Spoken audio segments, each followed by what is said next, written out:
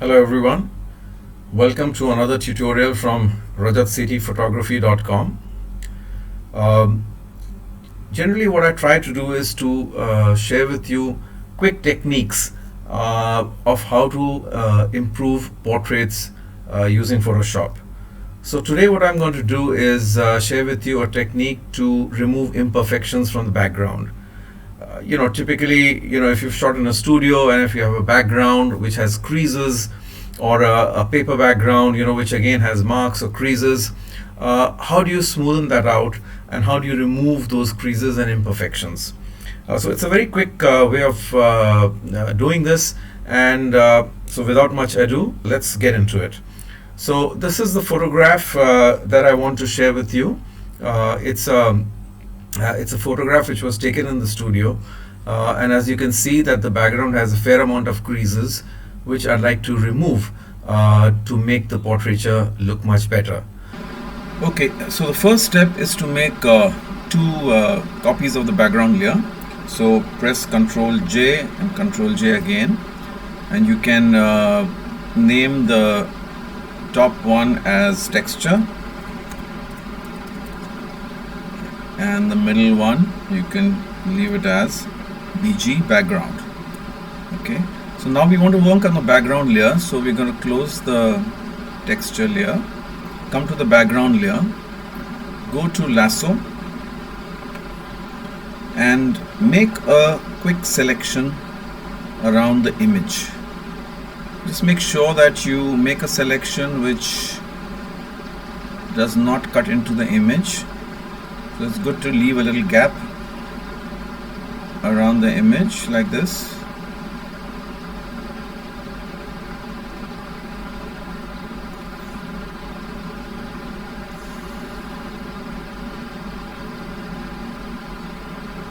Right. And then what you do is you go to edit, go to fill. Now there are many ways to remove the image from the backdrop, but we'll use the content aware tool. So go to fill, click on fill, make sure that the color adaptation is ticked, the mode is normal, the opacity is 100%. There's nothing transparent in the image, so we don't need to tick the preserve transparency, and then just hit OK.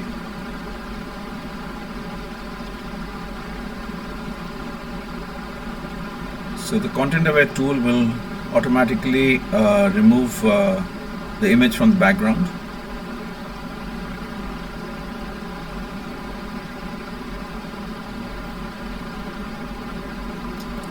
Now once it's removed, press Ctrl D to remove the marching ants, and now you've just got the background to work on. Then what you do is you go to filter, go to blur, go to Gaussian blur,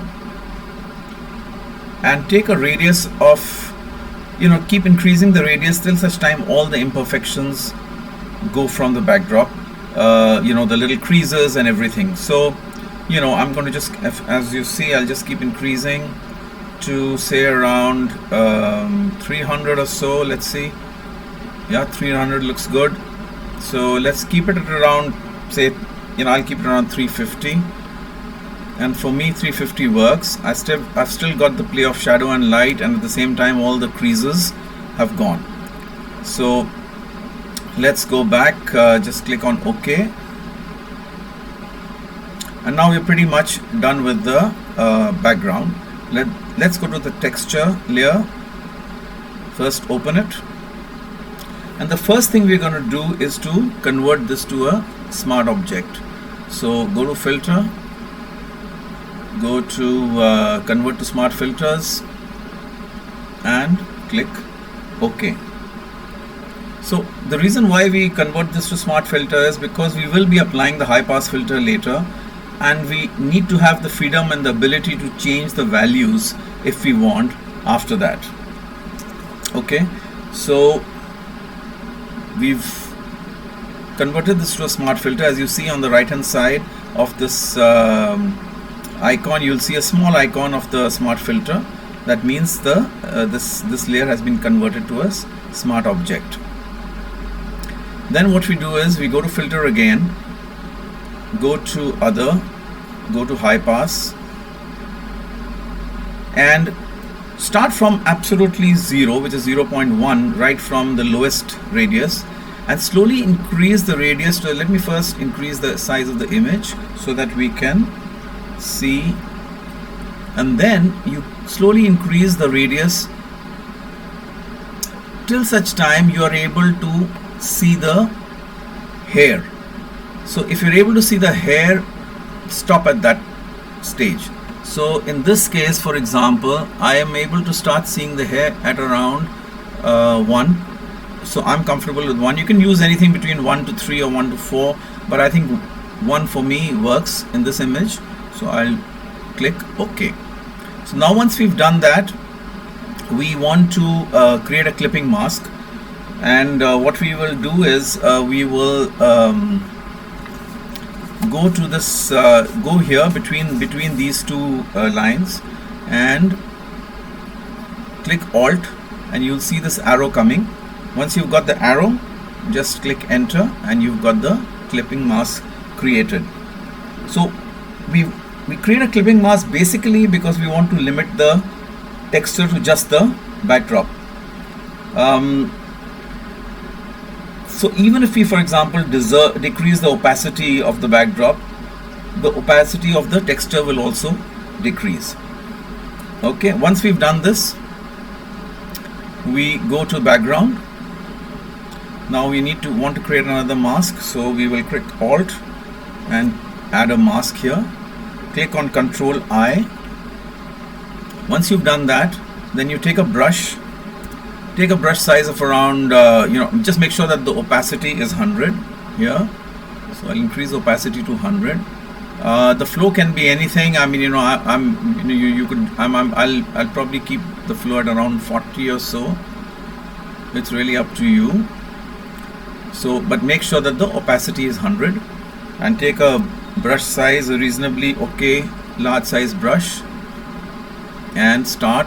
Now just make sure that you're here. It's important to make sure that here the background is white and the foreground is black, and then you start just painting in the image like this. So I'm just going to very quickly do this. It's okay if you're a little outside the edges of the image, doesn't matter, because we will improve that later, so don't worry about that. So I'm just going to quickly paint in the image, as you see.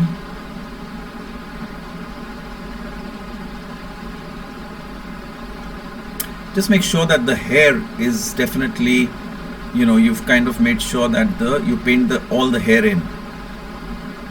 If we've gone over, it's okay, we can always change that later, but we don't want to lose any part of the hair, especially the strands of hair outside the main area. So we will quickly paint this. And now in this case, if you want to, for example, see you haven't increased the size of the image and you want to see whether you're painting it properly or not, you just have to close this layer. So if you close this layer, you'll be able to see the original, and you know that which are the areas that you want to paint in. I'm just going to increase the size of the brush more and then quickly paint the image in.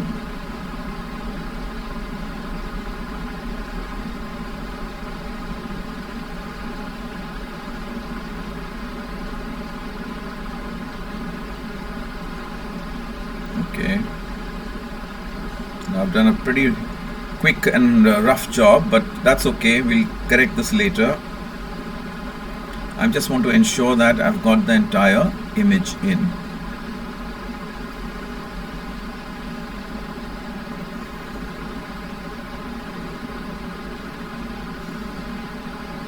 Okay, I think we're pretty much okay. Let me just check it once. Let me just check with this, close this layer and check and see that I've got the image in. Have I got the hair? Yes. Maybe I'll paint a little more outside here just to make sure that I've got the image in. Now in case you want to, we have to ensure that we've painted everything in. So what you do is you go to this thumbnail here and you click Alt Enter, and you'll be able to see what you've painted in. Now here, as you see, there are many areas which I have left out, so I want to ensure that I paint all this in.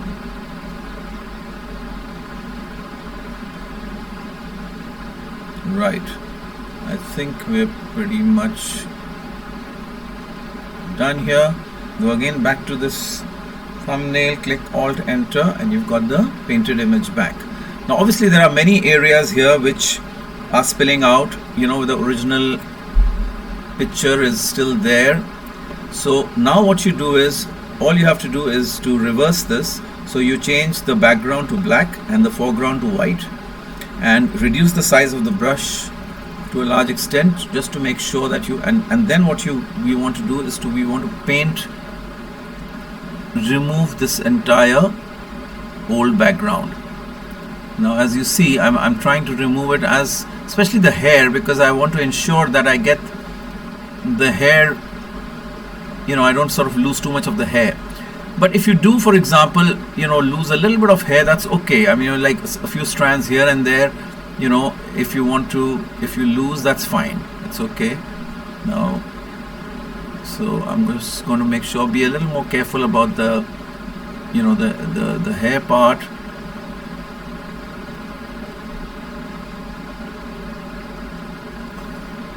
So, I mean, for example, if you see here, I've more or less done the head part. If I want to bring in some more of the hair, I can always reverse, the foreground and the background, and again get a little more of the hair back. But let's see. Let me first do this. Just want to show you.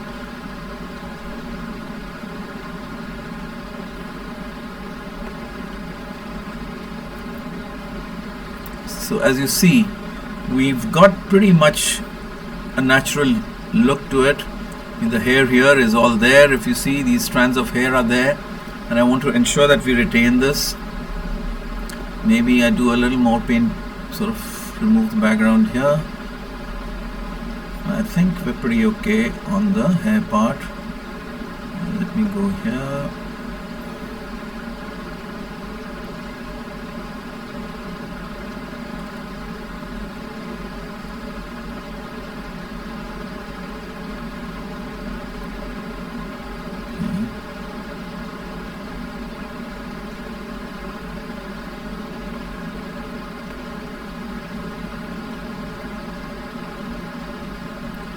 Now this does take a little bit of time, and you've got to be a little careful here. So, even at the cost of spending a little more time, I would suggest that we are a little more careful in ensuring that this looks as natural as we want it to look.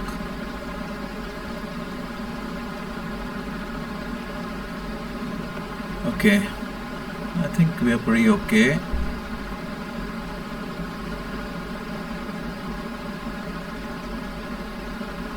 You work on this part, you can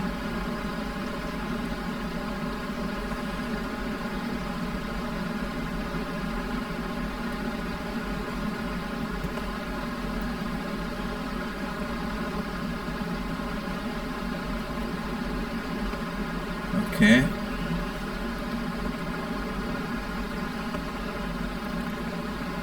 Now if we want to, for example, we've kind of painted over and we want to do some corrections. First step is, of course, you want to ensure that the old background is totally removed. So click Alt Enter on the thumbnail and just make sure that you've got nothing left out here, which is fine. Here it's all okay. Here this is fine. Just a little, if you've gone over. Yeah, I think we're pretty much done here. Now let's go to the sari section. I'm going to reduce the size a little just to make sure that, now here as you see, we did a very rough paint in, so we got to now be a little careful of ensuring that we remove all the old background.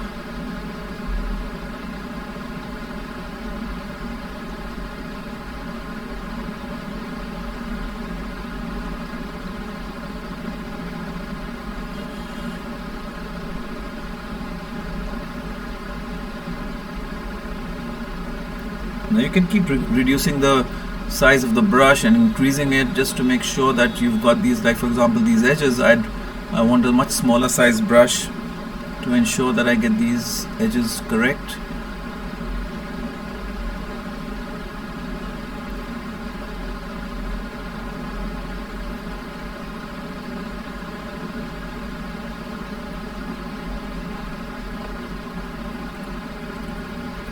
Now sometimes you may want to keep some stuff of the old background. For example, here if you see there's a shadow here. Now sometimes you want to ensure that it has a little bit of depth to it. You may want to ensure the right places. You may want to leave the shadow. So for example, in this section, sometimes you may just want to leave the shadow because a natural fall of the sari or a cloth will have a little bit of shadow below. So you may want to just leave it, So it all depends on your creativity and what you want to do. So I'm just going to very quickly remove this old background. It is a little tedious job, but I enjoy doing this. It takes a little time, but you've got to be as accurate as you want. It should look natural and shouldn't look unnatural. So it's important to ensure that the background and the image merge well together.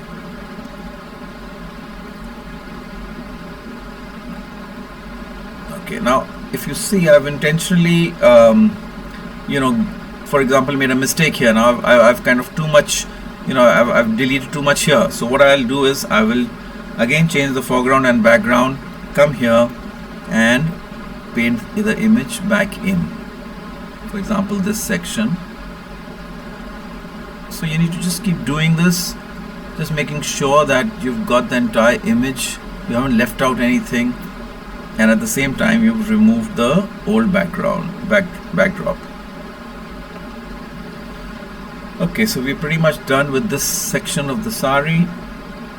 Let me just do a little more fine tuning here.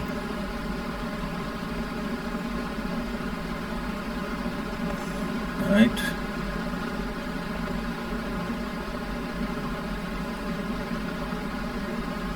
Okay, I think we're pretty good here.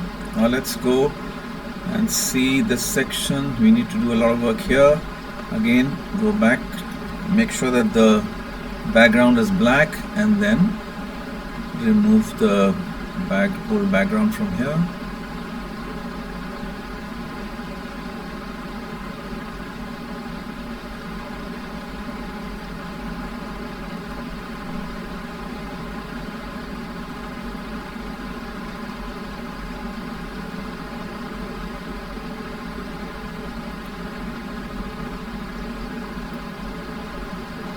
Now, as you see, I'm just leaving these shadows here a little.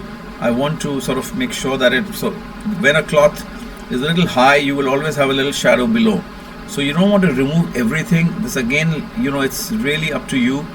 But I would suggest that just kind of make sure that you leave some of the shadows to make it look much more natural. Just remove a little more in this section. The black is showing. There you are. Okay, just get back this part of the sari, the bottom.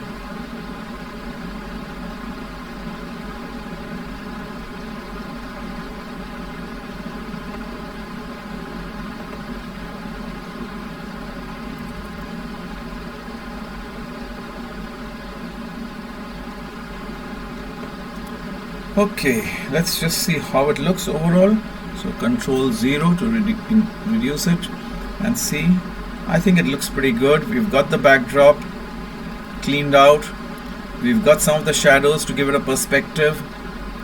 It looks natural, and I think we're pretty good to go. Let me just make sure that we've removed all the background. So I'm going to again go to this thumbnail, click Alt Enter. Now as I see, some of the sections here are left out, so I will just make sure that I remove everything here. This I want to retain the shadows, so I'm not going to do much here, but everywhere else I'm just going to make sure you clean it out.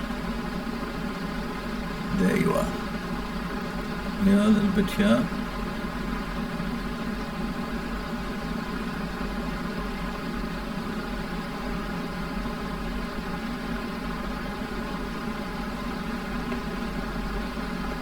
Here as well. Okay, go back, Alt Enter, and there you are. Now once you're done with this, you can either keep the background like this if you're comfortable with this, with the shadows here, or the other option is you could go to texture layer, go to change the blend mode from normal to overlay, and you will get your original background color back but smoothened out. So these are options which you will have to exercise based on the image, whether you want to have an overlay like this. I think the overlay looks good in this image, or you want to keep it at normal, you know, with the shadows here. But if it's an image which has a fair amount of, you know, it's been taken in the studio, I would personally you know, go to overlay and use the blend mode as overlay and finalize the image like this. And if you want to compare it with the original backdrop, just close this layer and you will be able to see the backdrop. So this is how it was and this is how it is now. Okay, that's it. So as you see, it's very simple process. I would urge you to practice this at home. I'm sure if you do a few times, it'll be very simple for you to do. And you know, as you see, we've hardly taken any time, and we've got a smooth backdrop. We've got the image sharp in. It looks natural. We've retained some of the shadows here, and I think we're very good to go. So that's about it. Thank you very much for watching my tutorial. If you liked it, I'd urge you to click on subscribe and click on the like button, and I'll soon be coming out with more short tutorials on Photoshop, you know, which take less time but improve the portrait significantly. So thank you very much, and I look forward to seeing you again the next time. Take care and bye bye.